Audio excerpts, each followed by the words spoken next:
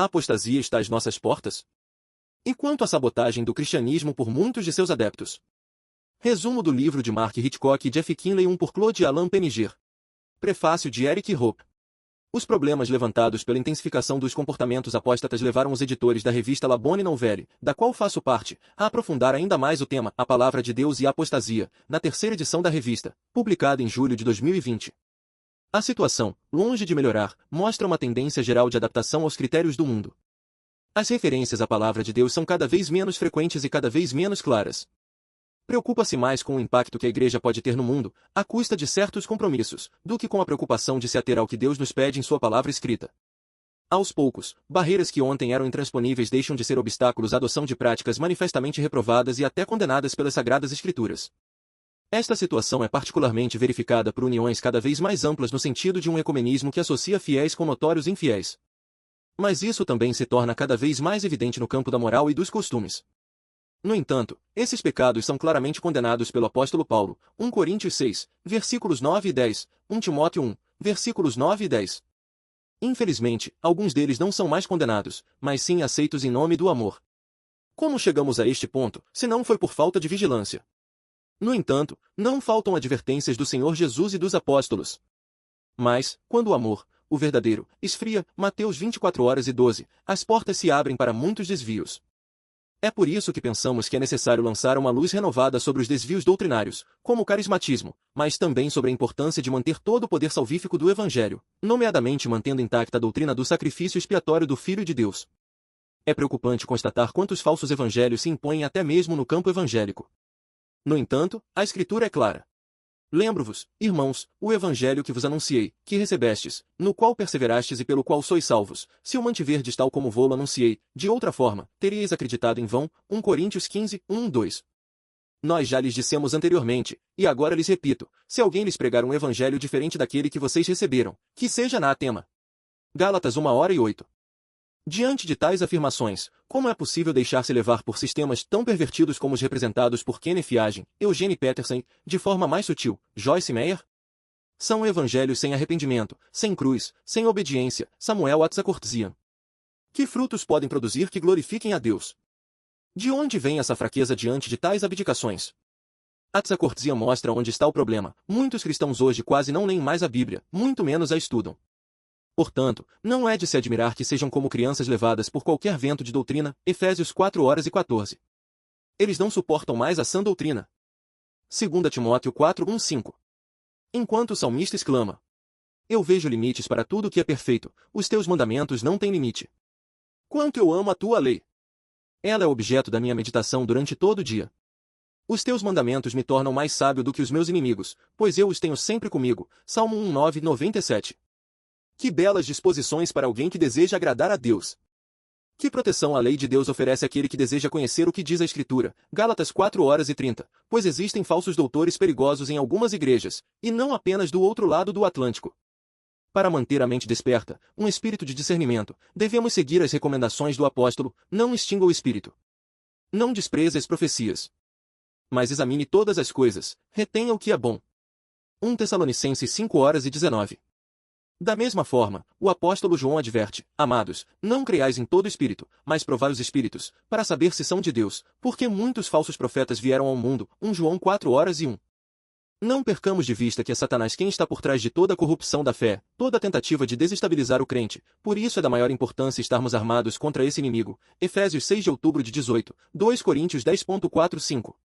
Precisamos desenvolver e manter a visão da batalha espiritual na qual estamos obrigatoriamente envolvidos se quisermos seguir o Cordeiro por onde quer que ele vá. Apocalipse 14:4. A tarefa dos servos de Deus nas igrejas é conduzir seus rebanhos à maturidade espiritual. Efésios 4:11-16. Na prática, eles muitas vezes se colocam no mesmo nível dos membros de suas igrejas, sendo mais sensíveis aos seus desejos, para garantir que seu número continue crescendo, do que ao chamado expresso do Senhor. Aquele que vencer a um adversário a ser identificado e combatido, eu o farei sentar comigo no meu trono, assim como eu venci e me sentei com meu Pai no seu trono. Apocalipse 3:21. Assim, é preciso estar vigilante para discernir os planos do adversário, a fim de poder frustrá-los com a ajuda do Senhor da Igreja, contra a qual as portas do inferno não prevalecerão. Mateus 16:18.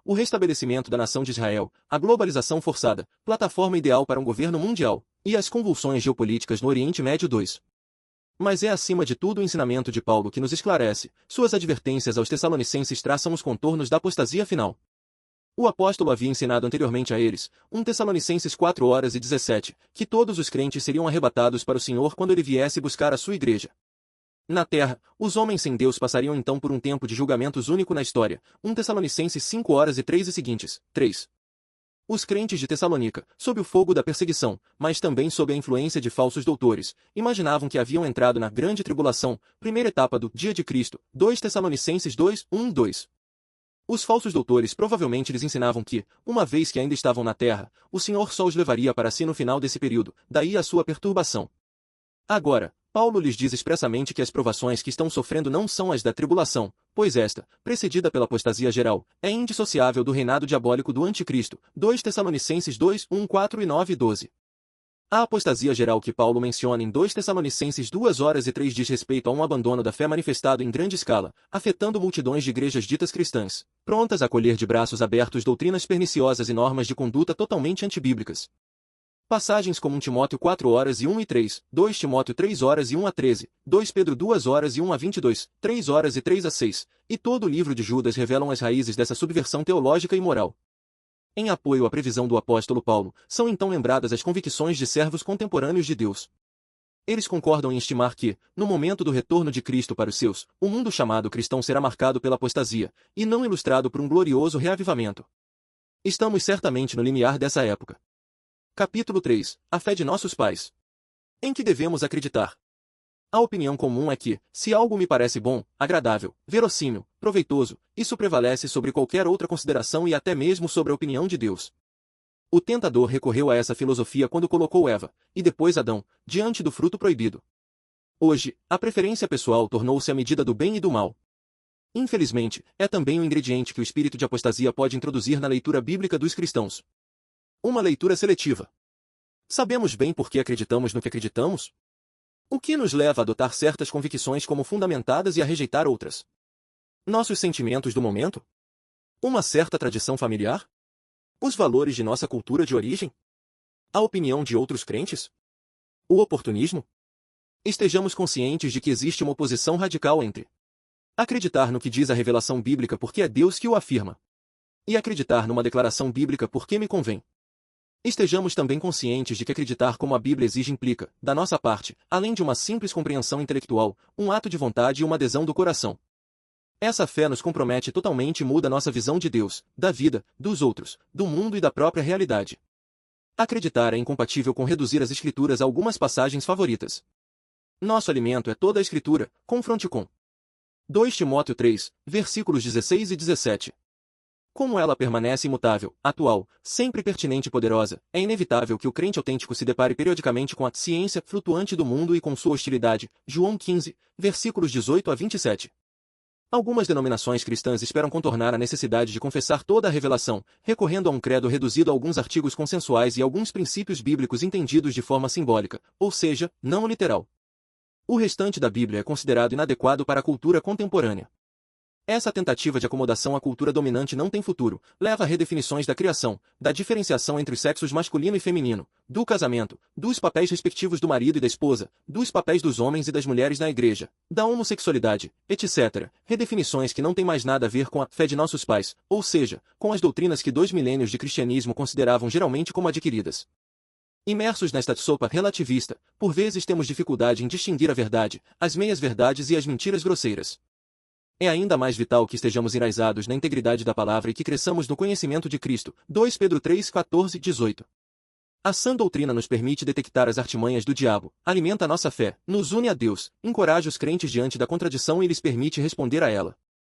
Ao mencionar a conversa de Jesus com a samaritana, João 4, os autores enfatizam que, para levar essa mulher à fé, Jesus teve que revelar o pecado dela e explicar que a adoração autêntica implica um relacionamento em espírito e em verdade com o Pai. Paulo completa esta lição falando do seu ministério como uma luta contra especulações e raciocínios que se opõem ao conhecimento de Deus. Ele trava essa luta com o objetivo de levar todo o pensamento cativo à obediência de Cristo. 2 Coríntios 10, versículos 3 a 5. No entanto, se houver controvérsia, é vital não argumentar como se fosse uma disputa intelectual ou uma batalha em favor de nossa promoção pessoal. A erudição ou a oratória exibidas nesse estado de espírito só podem contribuir para nos encher de orgulho. 2 Coríntios 8:1.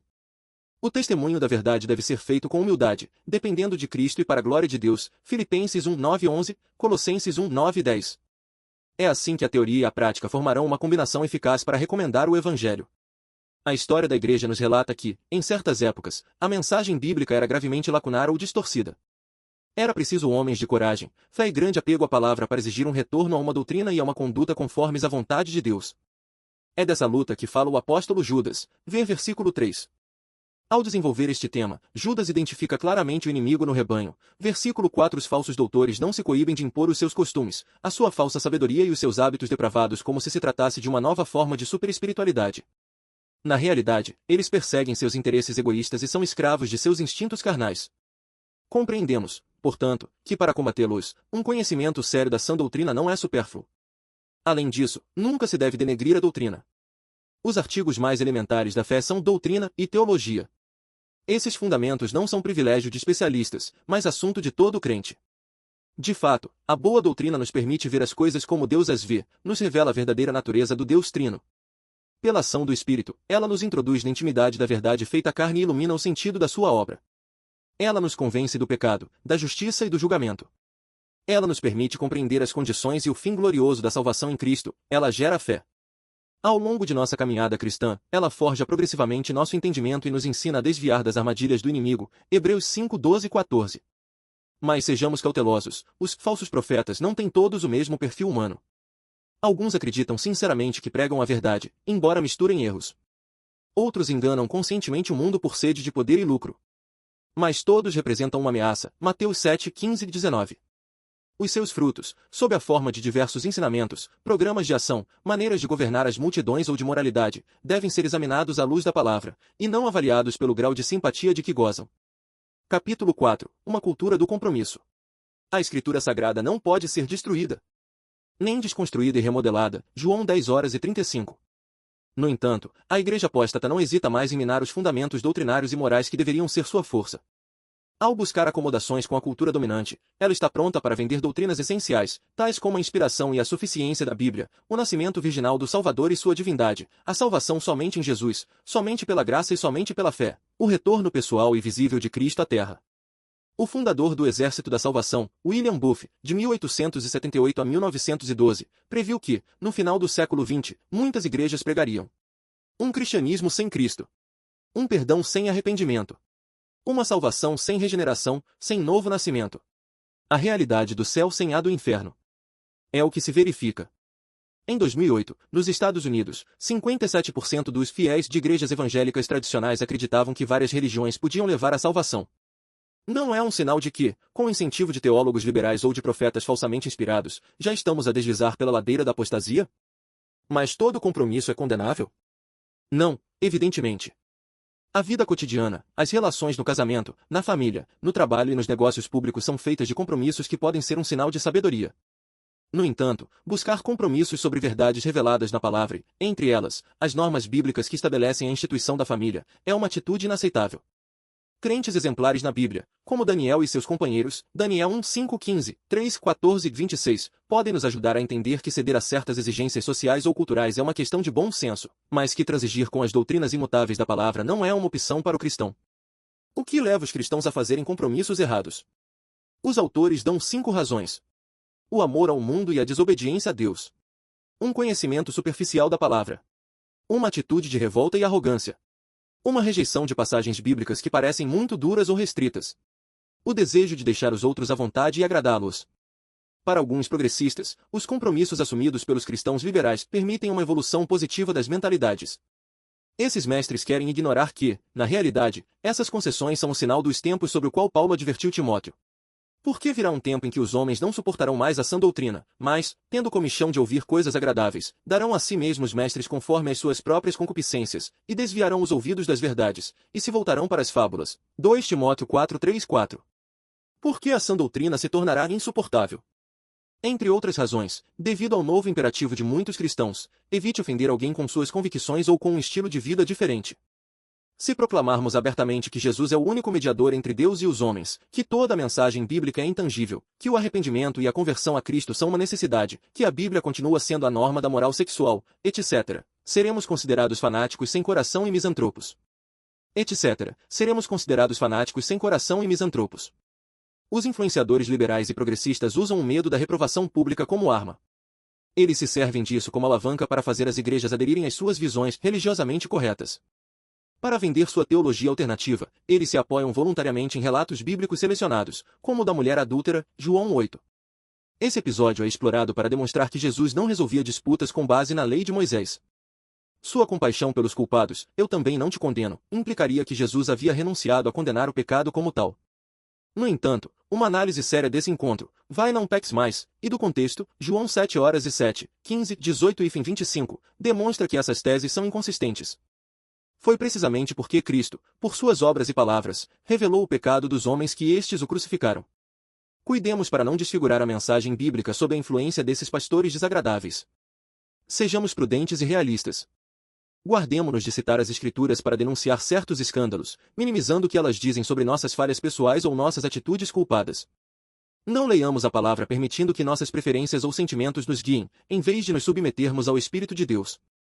Não demos ouvidos àqueles que nos incitam a relegar a verdade das Escrituras ao nível de discursos perigosos, ultrapassados, causadores de discórdia, contrários ao amor, ou mesmo incompreensíveis. Mateus 7, versículos 13 e 14, João 3, versículo 36, 8, versículo 24 e versículos 45 a 47.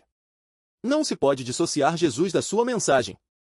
Por fim, não esqueçamos que, desde os primórdios da Igreja, fiéis testemunhas do Evangelho tiveram a coragem de se opor publicamente a graves heresias, correndo riscos e perigos. Pensemos, por exemplo, nas disputas de Atanásio com Ário, negador da divindade de Jesus.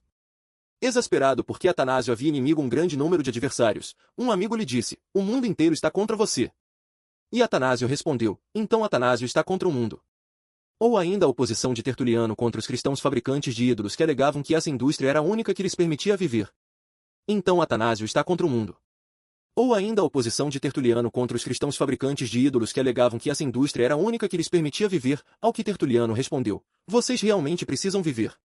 O capítulo conclui: não importa que a oposição se torne cada vez mais feroz e constante, devemos tomar posição pela verdade com alegria, com graça, comunicar sua mensagem aos outros com amor e nos esforçar para vivê-la pessoalmente no dia a dia pelo poder do Espírito Santo. Capítulo 5. Quando a tolerância se torna intolerável. Legítimo, moralmente aceitável, um direito humano, tantos qualificativos que o nosso século nos impõe para justificar comportamentos que antigamente teriam sido denunciados como inaceitáveis, vergonhosos ou perversos. Como compreender esta subversão dos valores tradicionais? Que nossos contemporâneos procurem redefinir o bem e o mal à sua maneira, em detrimento da verdade, não deveria nos surpreender. O coração humano, enganador acima de tudo e incurável, Jeremias 17 horas e 9, sabe tomar as palavras como reféns, desfigurá-las e substituir seu significado comum por um conteúdo anticristão. Tomemos o termo amor. A Bíblia nos revelou sua dimensão mais ampla. Deus se manifestou plenamente em Jesus Cristo como aquele que é amor. Ele busca restaurar uma relação de amor entre suas criaturas rebeldes e ele mesmo. Esse Deus estabeleceu entre o homem e a mulher uma aliança baseada no amor, o casamento. Ele nos ordena que amemos o próximo. Mas o amor é uma exigência de Deus. Amor entre suas criaturas rebeldes e ele mesmo. Esse Deus estabeleceu entre o homem e a mulher uma aliança baseada no amor, o casamento. Ele nos ordena que amemos o nosso próximo. Mas em nossa sociedade, que rejeita o Deus da Bíblia, o amor se desconecta de sua fonte. O novo amor serve para justificar qualquer relação sentimental ou física entre quaisquer parceiros, sem consideração de idade, sexo, responsabilidade ou qualquer conveniência. Ora, essa fragmentação da verdade em múltiplas tentativas aleatórias torna a experiência do amor cada vez mais precária. A subjetividade egocêntrica do amante prevalece sobre os interesses de qualquer outra pessoa. 4. Os defensores de uma emancipação moral completa não desejam, no entanto, ser assimilados a anarquistas. O seu credo está repleto de termos virtuosos, habilmente reciclados. Harmonia, ou unidade, na diversidade, acolhimento e aceitação, compaixão, justiça e igualdade, espiritualidade, preconceitos e espírito sectário, fomentadores do ódio, perdão, verdade. A Bíblia tem muito a dizer sobre cada um desses conceitos. Ela os define e orienta nossa conduta de acordo com eles. Mas a compreensão atual desses termos está, sem dúvida, nos antípodas da visão bíblica. Isaías 5:20 e 21 se desenha diante dos nossos olhos. Ai dos que chamam o mal de bem, e o bem de mal, que transformam as trevas em luz e a luz em trevas, que transformam a amargura em doçura e a doçura em amargura. Ai dos que são sábios aos seus próprios olhos e se consideram inteligentes. O apóstolo Paulo declara que esse processo de rejeição e desintegração da verdade leva ao julgamento de Deus, julgamento que já começa aqui na terra, na vida dos artífices da mentira e em nossas sociedades. Romanos 1:28-32. O que será dos cristãos neste mundo de falsidade? Nossa âncora na Bíblia, tal como ela é, fará com que, mais cedo ou mais tarde, sejamos assimilados aos propagadores do ódio, aos espíritos obstinados que se opõem ao progresso de seu tempo, aos causadores de desigualdades. Já somos acusados do pecado imperdoável, a intolerância. Ora, ao excluir a fé bíblica das opiniões que toleram, os tolerantes traem seu preconceito. Este julgamento arbitrário sobre o cristianismo não deve levar-nos à radicalização. Seguindo o exemplo de Deus, devemos sempre demonstrar tolerância nas nossas relações com os outros. Com aqueles que não partilham as nossas convicções, exercitamo-nos na paciência e na esperança, pois também nós fomos outrora escravos dos nossos desejos. Efésios 2:1-3. Deus suporta as revoltas e os desvios dos pecadores, suporta-nos apesar das nossas fraquezas e quedas, e pede-nos que suportemos os fracos. Ele demonstra uma tolerância paciente e misericordiosa com vista à salvação do maior número possível. 2 Pedro 3:1-9. Mas o que o homem natural deseja é que Deus tolere o pecado, uma impossibilidade. Em Deus, a compaixão, o amor e a paciência andam de mãos dadas com a verdade, a justiça, a santidade, a sabedoria e todos os outros atributos da sua divindade. Deus é estranho ao laissez-faire e ao laissez-aller de hoje. Portanto, os cristãos não podem permanecer em silêncio diante do aumento da impiedade.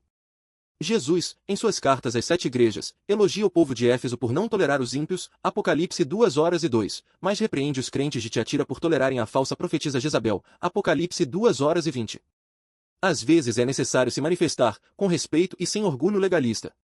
Por trás dos comportamentos e raciocínios daqueles que aspiram a uma tolerância sem fronteiras, há uma vontade, um maestro, a saber, o príncipe deste mundo, Satanás, o pai da mentira. Diante dele, a palavra nos descreve um Deus cujos olhos são puros demais para ver o mal, Abacuque 1:13. Se Deus suporta os pecadores, não é por fraqueza ou indiferença, mas porque ele é misericordioso e compassivo, lento para irar-se e rico em bondade. Salmos 103:8, confronte com Romanos 2:4 e 5. Chegará um tempo em que Deus fará compreender a extensão de sua intolerância para com aqueles que o desafiam com arrogância. O destino reservado à terra durante a tribulação final, Apocalipse 6:15-17, nos dá uma antecipação disso. Não tenhamos medo de ser marginalizados ou estigmatizados por recusarmos os novos critérios do bem e do mal. A fé bíblica não é negociável. Capítulo 6. A moralidade em queda livre. Um alarme soa na cabine de comando, ordenando ao comandante que ganhe altitude imediatamente. Ele responde com um palavrão, certo de que o sistema de alerta está com defeito, e se recusa a obedecer. O avião colide com a montanha. Não há sobreviventes. Essa tragédia ilustra uma verdade: o que acreditamos molda nossas ações e suas consequências. O mesmo se aplica à nossa relação com a palavra da verdade. Acreditar nela garante nossa segurança eterna. Afastar-se dela leva a falsas convicções, depois a uma vida distorcida e até mesmo a ruína moral. O apóstolo Paulo fala dessa queda livre da moral em 2 Timóteo 3:1-13. Ele apresenta 19 características terríveis. O leitor poderia pensar que, em todas as épocas, esses sinais de decadência puderam se manifestar aqui e ali. Mas a passagem estabelece uma distinção: saiba que, nos últimos dias, surgirão tempos difíceis. Os últimos dias, em grego em Ishatais Emerais, correspondem a todo o período que vai da ascensão do Senhor até o seu retorno. Os tempos difíceis, em grego kairoi chalepoi, são épocas, tempos específicos. Tempos funestos e caóticos que talvez se repitam ciclicamente. Mas também tempos que marcam uma tendência geral à degradação, que atingirá o seu auge nos anos que antecedem o regresso do Senhor.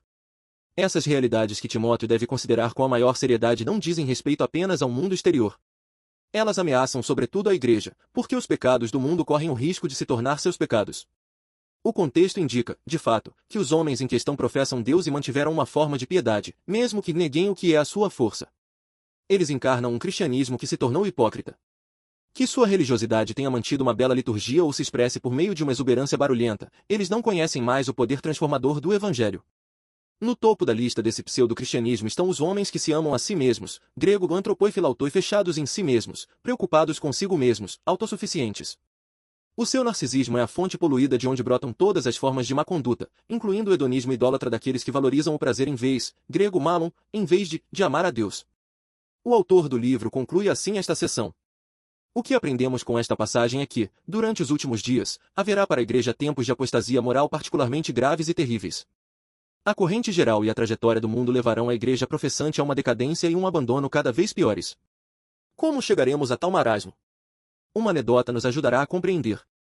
Para remediar a inclinação cada vez mais acentuada da Torre de Pisa, pediram algumas crianças que sugerissem soluções. Uma delas propôs um remédio original: basta construir edifícios inclinados nas proximidades da torre e ninguém mais notará o problema. Essa criança raciocina como cristão que constata que o mundo está cada vez mais inclinado para o mal. Ele acredita que, inclinando-se com os outros, não chocará ninguém.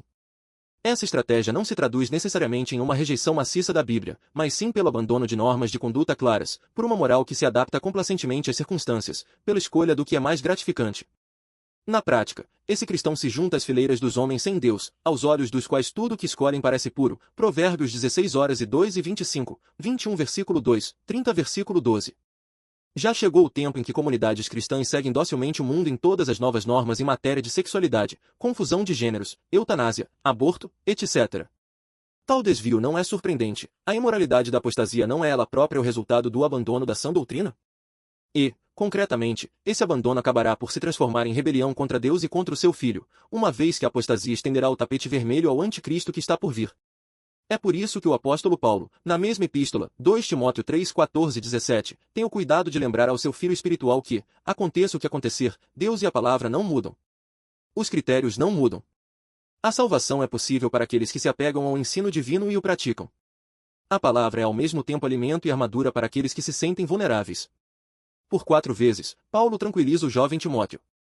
Para você, 2 Timóteo 2:1, capítulo 3:10 e 14, capítulo 4:5, ele diz em essência: o programa não é a derrota moral, nem a perda de sua vocação, mas a vitória em Jesus Cristo, pela fidelidade à sua palavra. Capítulo 7, um momento crucial para a igreja. Um número crescente de estados legalizou o casamento, incluindo a união homossexual. De fato, essas nações rejeitam a definição bíblica do casamento. Elas também rejeitam a compreensão universal do casamento até o século XXI. Mais grave ainda, muitos líderes e influenciadores cristãos aplaudiram essa evolução. Como interpretar essa reviravolta? Nos bastidores dessa revolução, é o próprio diabo que está agindo. Não é de se surpreender que a passagem de Efésios 6, versículos 10 a 17, que trata da luta contra Satanás, seja precedido pelo trecho que trata do casamento, da família e das relações sociais, Efésios 5, versículo 22 a 6, versículo 9. O adversário ataca Deus começando pela primeira instituição desejada por Deus.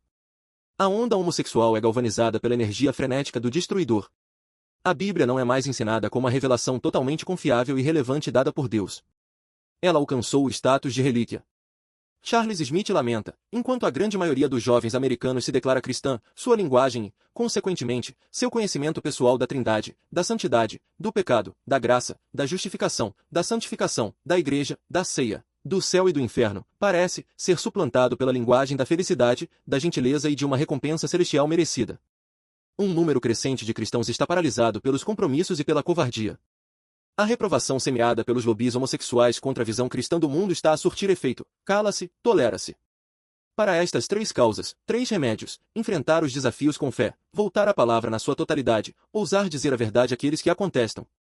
Alguém poderá reprovar-nos por nos fixarmos demasiado exclusivamente no pecado da homossexualidade. Por que esse em particular? 3 razões nos levam a afirmar que a prática homossexual deveria soar como um alarme para o cristianismo. Como Paulo mostra em Romanos 1:27, trata-se de uma conduta contrária à ordem da criação. Todo pecado é pecado, mas há pecados mais graves do que outros, merecendo punições mais severas. Qualquer motorista penalizado por estacionar incorretamente ficaria certamente indignado se sua infração fosse comparada a um crime sangrento e punida como tal. O apóstolo não deixa nenhuma dúvida sobre a natureza infamante e as consequências que acompanham as práticas homossexuais. Os defensores da homossexualidade, ao procurarem fazer aceitar a sua definição alargada do casamento, destroem o caráter sagrado do casamento. Qualquer nova profanação torna-se admissível. Um número crescente de cristãos professos já capitulou diante da pressão de nossa cultura e aceita as relações entre pessoas do mesmo sexo.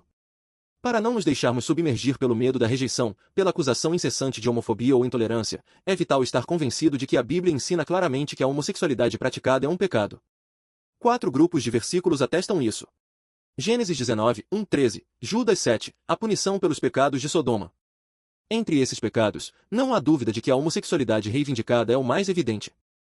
Levítico 18h22, 20h13, o julgamento da lei. Romanos 1 versículo 26 a 32, o estado lamentável da sociedade que se afasta de Deus. A homossexualidade generalizada traz em si mesmo o seu julgamento. 1 Coríntios 6 versículo 9 e 10, 1 Timóteo 1 versículo 8 a 11, ao lado de outras formas de pecado, a homossexualidade praticada é claramente identificada. Os termos são malakoi, que designa, no mundo grego, os homens que assumem um papel passivo na relação homossexual, arsenokoitai, referindo-se a homens que dormem juntos, referência a Levítico 18h22 e 20h13. O mesmo termo aparece em 1 Timóteo 1, versículo 10, em Romanos 1, versículo 27, Paulo fala de arsenes em arsen, descrição explícita da relação homossexual. No entanto, uma infinidade de obras se dedicam a demonstrar que há outras maneiras de interpretar esses poucos textos. Aqui estão alguns argumentos repetidos.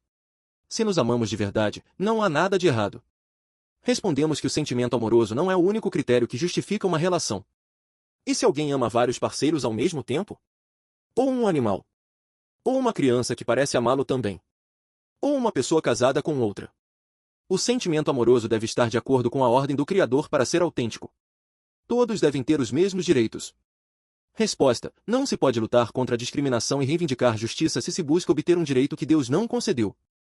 Jesus não disse nada sobre a homossexualidade. Resposta: Jesus não fez alusão a todos os pecados descritos na lei, nem a todos os que são possíveis. Por outro lado, mencionou Sodoma várias vezes para alertar seus ouvintes sobre a realidade do julgamento de Deus. Notemos que, no final da passagem de Romanos 1, versículos 24 a 32, Paulo sinaliza que os homens em revolta têm entre eles advogados prontos. Estes usam sua popularidade para provar aqueles que pecam. Podemos lamentar que os pecadores cedam ao vício por paixão ou ignorância, mas aqueles que oficializam o pecado são ainda mais condenáveis, pois o fazem com sangue frio. E, ao fazê-lo, levam uma multidão ao erro. Desde as vitórias dos lobbies LGBT+, nossas sociedades avançaram ainda mais na confusão. Assistimos agora à explosão dos gêneros. Segundo as estimativas, entre 50 e 80 identidades sexuais estão agora catalogadas, ou mesmo. É possível migrar de uma para outra quantas vezes se desejar. Alguns propõem traduções da Bíblia neutras em termos de gênero. Não entramos nos dias de Noé ou nos dias de Ló, tão semelhantes aos que precederão a vinda do Filho do Homem. Lucas 17, versículos 28 a 30. O desafio que agora temos é grande. Vamos afundar na indiferença diante do avanço do mal? Ou vamos passar nosso tempo fulminando os ímpios? Procuremos antes completar nossa corrida cristã na fidelidade ao Senhor, vigiando a nós mesmos e ao nosso testemunho, sabendo que o Senhor honra aqueles que confiam nele. Capítulo 8. Mas vós, quem dizeis que eu sou? Após 2000 anos de notoriedade, Jesus Cristo deveria ser a pessoa mais conhecida do mundo.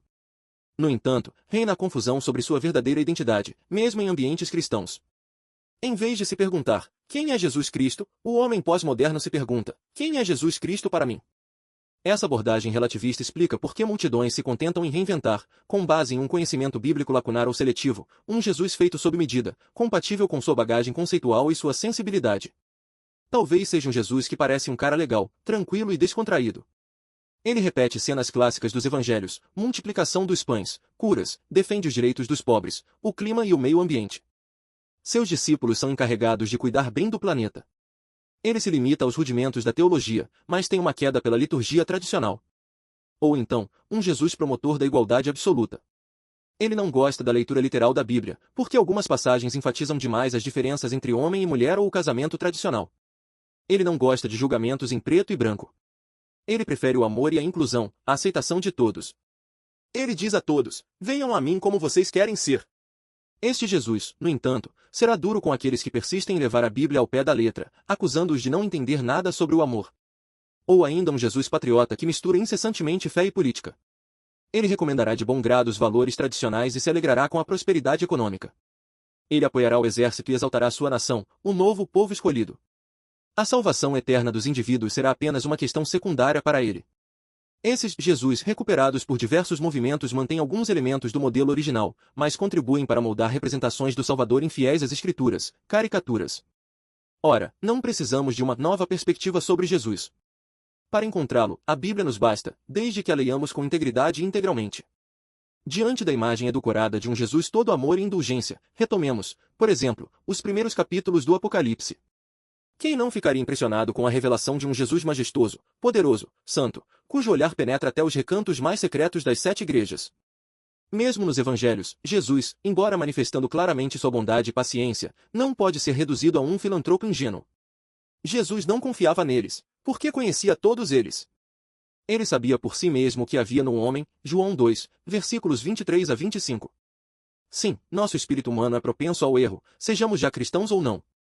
Precisamos do Espírito de Deus para distinguir o verdadeiro Jesus da multidão de imagens distorcidas que o mundo nos devolve. 6. Mas vós, quem dizeis que eu sou? Mateus 16:15. Uma das verdades mais contestadas a respeito de Cristo é que ele era perfeitamente homem, exceto pelo pecado, e perfeitamente Deus. Essa dupla natureza está firmemente estabelecida na palavra. No entanto, ela tem sido contestada desde os primórdios da Igreja até os dias de hoje. Mas o próprio Senhor teve o cuidado de fazer penetrar essa doutrina no coração dos seus discípulos, para que eles transmitissem o verdadeiro Jesus ao mundo. O capítulo 17 de João mostra o quanto Jesus deseja que as palavras recebidas de seu Pai sejam comunicadas aos seus discípulos e cuidadosamente guardadas. O conhecimento que eles têm do Mestre, o seu testemunho futuro, a sua alegria e o amor mútuo, a santificação estão ligados a essas palavras. Esta doutrina e todas as outras só se tornarão espírito e vida se Deus as imprimir em nossos corações e em nossa inteligência. Assim, saberemos distinguir o Jesus bíblico de um Salvador que fecha os olhos ao mal, que está lá para nos fazer sentir confortáveis, para promover nossa saúde ou nossa prosperidade, e que valoriza a tolerância e a unidade muito acima do discernimento e da sã doutrina. Assim, evitaremos ser crianças flutuantes e levadas por todo o vento de doutrina, enganadas pelos homens com sua astúcia e manobras sedutoras. Efésios 4:14. Capítulo 9. Os Atos dos Apóstatas. Jesus se apresenta a nós como o bom pastor que conhece os seus, cujos os seus reconhecem a voz, que dá a vida pelas suas ovelhas, que as conduz a bons pastos e a quem concede vida em abundância. Ele também nos dá pastores humanos para cuidar de nós, ensinando-nos a palavra e protegendo-nos dos lobos. Atos 20, versículos 27 a 32. Assim dotada por Cristo, a Igreja pode cumprir a sua missão, permanecer coluna e baluarte da verdade, 1 Timóteo 3:15, levar a palavra da vida e conter a onda de corrupção. Em suas recomendações ao jovem Timóteo, o apóstolo Paulo insiste solenemente no papel prioritário de uma pregação multidimensional, persuasão, repreensão, exortação, tudo dispensado com paciência e instruindo, 1 Timóteo 4:6, 13, 15, 16, 2 Timóteo 4:1-2. Ora, estas palavras precedem a seguinte advertência profética, porque virá um tempo em que os homens não suportarão mais a sã doutrina, mas, tendo comichão de ouvir coisas agradáveis, darão a si mesmos mestres, desviarão os ouvidos da verdade e se voltarão para as fábulas. 2 Timóteo 4:3-4. Esta passagem ecoa a de 1 Timóteo 4:1-2, mas o Espírito afirma expressamente que, nos últimos tempos, alguns abandonarão a fé, para se apegar a espíritos enganadores e a doutrinas de demônios, pela hipocrisia de falsos mestres. Encontramos novamente a previsão do fenômeno discutido no início deste livro, a realidade da apostasia. O Novo Testamento qualifica esses faladores como agentes do pai da mentira, Satanás, e de suas tropas demoníacas. Esses falsos apóstolos enganam em primeiro lugar pela sua aparência, eles parecem justos e benevolentes. À primeira vista, eles sabem se mostrar carismáticos, credíveis, simpáticos, humildes. Em segundo lugar, eles enganam pela sua mensagem, uma mistura sutil de referências ao amor de Deus, promessas de um mundo de justiça, paz e igualdade, revelações sobrenaturais, às vezes. Mas, mais cedo ou mais tarde, percebe-se que seu programa omite partes inteiras da palavra e ridiculariza as convicções arcaicas dos fundamentalistas. Na verdade, são a pessoa, a obra e a mensagem de Cristo que esses anjos de luz, 2 Coríntios 11:13-15, tentam afogar. O que nos resta de melhor para lhes opor senão este decreto do Senhor? O céu e a terra passarão, mas as minhas palavras não passarão. Mateus 24:35. Não hesitemos em examinar cuidadosamente o que ouvimos. Tal pretende nos trazer uma versão desempoeirada, ou emergente, do Evangelho. Examinemos sua mensagem. A divindade de Cristo é reconhecida nela? Sua morte na cruz tem valor expiatório e substitutivo? Jesus é o único caminho para Deus, o único Salvador, o único mediador? Basta acreditar nele para ser salvo? A Bíblia é inspirada por Deus, sem erros, infalível? Deus é um em 3 pessoas? O céu e as penas eternas são realidades? Deus é o Criador segundo Gênesis 1 e 2, e segundo as palavras do próprio Cristo em Mateus 19, versículos 4-8? Cristo voltará corporalmente? Etc. Desconfiem daqueles que recrutam cristãos sob o pretexto de evangelizar as massas, mas que permanecem ambíguos sobre essas verdades. O inimigo também usa o espírito do nosso tempo, a mentalidade que ele ajudou a forjar. As antigas certezas tornaram-se areia movediça, um acontecimento segue outro, nada está escrito em pedra, tudo está sujeito à revisão. A autoridade da Bíblia sofre essa erosão. Consequentemente, os cristãos tendem a não lhe dar mais o mesmo crédito. Muitas vozes competem com ela. Se isso acontece em nossa vida pessoal, é sensato ouvir a advertência do Senhor à igreja de Sardes. Lembre-se, portanto, como você recebeu e ouviu a palavra, guarde-a e arrependa-se. Se você não vigiar, eu virei como um ladrão e você não saberá a que hora eu virei surpreendê-lo. Apocalipse 3:3. A adesão a uma igreja, a atividade religiosa, mesmo a experiência de fenômenos milagrosos não serão suficientes para nos abrir o céu. Mateus 7:21-23. Mas nossa frequência ativa à palavra nos preservará da letargia, da impureza, do amor próprio e do erro. Essa lâmpada nos iluminará sobre o nosso futuro melhor do que qualquer futurólogo da moda. Salmos 1:9-2.130, Hebreus 4:11-12, 2 Pedro 1:19-21. Por fim, identifiquemos esses pseudo-apóstolos. Em contraste com o exemplo dos primeiros apóstolos, em particular Paulo, os falsos doutores se assemelham muito aos que são mencionados em 1 João 2:19, Judas versículo 20-24, 2 Coríntios 11. Hoje, eles frequentemente compartilham as seguintes características: são obcecados por um crescimento fulminante, montam redes internacionais e supraconfessionais, eles visam o maior público possível, eles recorrem a técnicas de marketing às vezes muito questionáveis, eles sabem falar de maneira charmosa, convincente e dinâmica, prova da ação do espírito, são estrategistas astutos, especialistas em manipulação psicológica, evitam insistir na fidelidade, no sacrifício de si mesmo, no sofrimento do discípulo, no serviço oculto, enfim, interessam-se muito pelo rendimento financeiro de suas empresas. Eles sabem que seu rápido crescimento, sua notoriedade religiosa e seu sucesso popular lhes valem a reputação de serem particularmente abençoados, uma excelente propaganda. Infelizmente, esses líderes são tudo menos verdadeiros pastores. Em 1 Tessalonicenses 2:1-9, o apóstolo Paulo lembra que seu compromisso com o Senhor em favor dos crentes apresentou uma face totalmente diferente daquela de um sedutor falsificador. Aparecem em seu currículo a aceitação de maus tratos, tarefas penosas, perseguição, o desejo de agradar a Deus e de transmitir a sua mensagem sem recorrer a nenhum artifício ou bajulação. Em vez de ganância, desinteresse. Em vez de hipocrisia, um amor genuíno pelos crentes. E este ponto de honra, não falsificamos a palavra de Deus, como muitos fazem, mas é com sinceridade, mas é da parte de Deus, que falamos em Cristo diante de Deus. 2 Coríntios 2:17.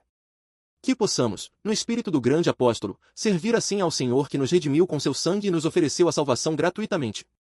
Capítulo 10. Permanecer firme nos dias difíceis. No século passado, Bob George, autor e conselheiro espiritual, quis lembrar aos seus leitores que tipo de cristianismo era importante viver. Procurando um termo que o qualificasse, não encontrou nada mais adequado do que a expressão, o cristianismo clássico 7. O último capítulo do seu livro intitula-se, O que aconteceu com o modelo original? Literalmente, a coisa real, ou seja, ao evangelho não alterado. A resposta é, nada. E acrescenta, não há nada de novo na mensagem da graça de Deus. Quando é comunicada com franqueza e sem ser diluída, ela transforma vidas de maneira tão radical quanto a morte e a ressurreição de Cristo. E acrescenta, não há nada de novo na mensagem da graça de Deus. Quando é comunicada com franqueza e sem ser diluída, ela transforma vidas de forma tão radical como fez nos dias que se seguiram ao Pentecostes. Não há nada de novo nesta mensagem, nem nada melhor. Nada nos obriga, como a geração atual gostaria de nos forçar, a ceder à pressão da mudança, uma vez que a versão clássica da Boa Nova da salvação em Cristo repousa sobre a autoridade e a suficiência da palavra da verdade. Essa fidelidade ao texto original foi um imperativo no século I. Judas escreve: Eu me senti obrigado a enviar-lhes esta carta para exortá-los a lutar pela fé que foi transmitida aos santos de uma vez por todas, Judas, versículo 3. Ele denuncia os ímpios que, do seio mesmo da igreja, deturpam o evangelho, corrompem-se a si mesmos, desviam os outros da fonte da vida, versículos 4-16, e atraem a ruína sobre si mesmos. Não há dúvida de que Judas prediz uma forma de gangrena que, ampliando-se no fim dos tempos, atingirá até mesmo as igrejas mais conservadoras. Esse contágio poderia nos levar a reagir com uma atitude agressiva semelhante à ira dos frustrados. Mas Judas tem outra perspectiva. Depois de denunciar o mal, ele dá algumas instruções que começam assim, mas vocês, amados, versículo 17, para vocês, amados, versículo 20, e diz, em essência. 1. Lembrem-se da palavra revelada. Mas vocês, amados, lembrem-se das coisas anunciadas antecipadamente pelos apóstolos de nosso Senhor Jesus Cristo. Eles diziam a vocês que nos últimos tempos haveria escarnecedores, andando segundo as suas concupiscências profanas. Esses são os que provocam divisões, homens sensuais, que não têm o Espírito. Versículos 17-19. Os crentes devem estar imbuídos do alcance profético da revelação, para que não sejam enganados pela apostasia quando ela surgir. 2. Permaneçam no amor de Deus. Vós, amados, edificando-vos a vós mesmos sobre vossa santíssima fé, e orando pelo Espírito Santo, permanecei no amor de Deus, aguardando a misericórdia de nosso Senhor Jesus Cristo para a vida eterna. V. 21. Quando o mal aumenta, a caridade da maioria esfria. Mateus 24:12. No entanto, o desejo de Deus é que permaneçamos em comunhão de amor com Ele. Ele nos indica os meios para permanecer nele. Vigiemos para alimentar nossa fé, rezemos deixando que o Espírito, e não as nossas fantasias carnais, inspirem os nossos pensamentos, procuremos não comprometer, com a nossa desobediência, a nossa comunhão com o nosso Pai Celestial, e, finalmente, antecipemos com alegria o regresso do nosso Senhor, sem duvidar da nossa salvação. 3. Cuidem daqueles que se desviam. Reprimam os que contestam, ou, tenham piedade dos que duvidam, salvai outros arrancando-os do fogo. E aos outros ainda, tende uma misericórdia misturada com temor, udindo até a túnica sujada pela carne. 22 e 23. Numa igreja ameaçada pela apostasia, somos chamados a socorrer, com muita humildade, aqueles que já estão afetados por este veneno. Uns estão desestabilizados, hesitam, duvidam, fazem perguntas a mais. É preciso falar-lhes com gentileza, mas com firmeza. Entre eles, outros já estão mudando de lado, renunciando, um julgamento terreno ou eterno os espera. O fogo já é mencionado no versículo 7. Cabe a nós colocá-los diante das verdades da Bíblia que eles abandonaram em favor do erro. Por fim, alguns já estão contaminados pela prática habitual do pecado. Nossa compaixão por eles deve ser redobrada com prudência, para que não sejamos nós mesmos seduzidos. 4. Refugiem-se no Senhor. Ora, aquele que pode preservar vocês de toda queda e fazer vocês aparecerem diante da sua glória, irrepreensíveis e com alegria, a Deus somente, nosso Salvador, por meio de Jesus Cristo, nosso Senhor, sejam glória, majestade, força e poder, desde antes de todos os tempos, e agora, e em todos os séculos. Versículos 24 e 25. Todo cristão verdadeiro permanece a todo momento dependente da graça, do poder e da fidelidade de Deus. Felizmente! Isso significa que não somos os primeiros garantes do nosso sucesso terreno e eterno. Foi Deus que nos criou física e espiritualmente, é Ele quem tem o poder de nos impedir de cair, de nos perdoar se pecarmos, de nos purificar para nossa reunião com Ele. Se temos dificuldade em imaginar esta obra de Deus a nosso favor, basta olhar para a obra perfeita de Cristo. Nossa fragilidade pessoal, as fraquezas da igreja atual, a apostasia, o mistério da iniquidade já tão evidente, 2 Tessalonicenses 2:9, tudo isso não põe em risco nossa segurança eterna e nossa esperança, Romanos 8:35-39. O desfecho será certamente para a glória de Deus.